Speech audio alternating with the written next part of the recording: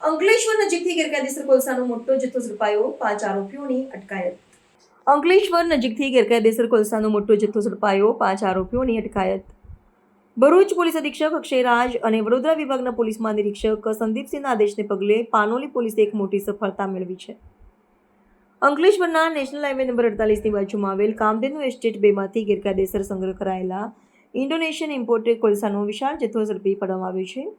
Panoli police સ્ટેશનના police inspector SM Desai night પેટ્રોલિંગમાં હતા ત્યારે તેમને બાતમી મળી હતી કે બાગરોલ ગામની સીમમાં આવેલ કામધેનુ ઇન્ડસ્ટ્રીયલ એસ્ટેટના 2ના પ્લોટ નંબર 6 અને 7ના ગોડાઉનમાં ગેરકાયદેસર રીતે ઇન્ડોનેશિયન કોલસો રાખી તેનું વેચાણ કરવામાં આવી રહ્યું છે. આ બાતમીના આધારે પોલીસે તાત્કાલિક દરોડો પાડ્યો હતો. રેડ દરમિયાન ગોડાઉનમાં કોલસાના અલગ અલગ ઢગલાઓ પડેલા જણાયા હતા. સાથે જ કોલસો ભરેલા 3 ડમ્પર, એક લોડર મશીન અને 5 વ્યક્તિઓ પણ હાજર હતા. આ 5 વ્યક્તિઓ ગોડાઉનમાં રાખેલા કોલસા સંબંધિત કોઈ આધાર પુરાવા રજૂ કરી શક્યા ન હતા. પોલીસે આ રેડમાં કુલ 54,31,280નો મુદ્દામાલ જપ્ત કર્યો છે.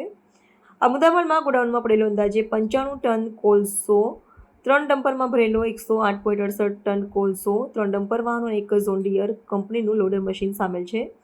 પોલીસે હાજર મળી આવેલા 5 આરોપીઓની ધરપકડ કરી કાયદેસરની કાર્યવાહી હાથ ધરી છે.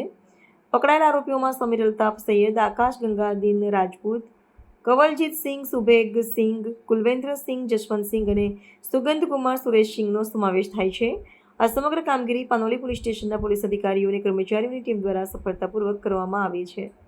રિપોર્ટર રવિ સૈયદ, અંકલેશ્વર.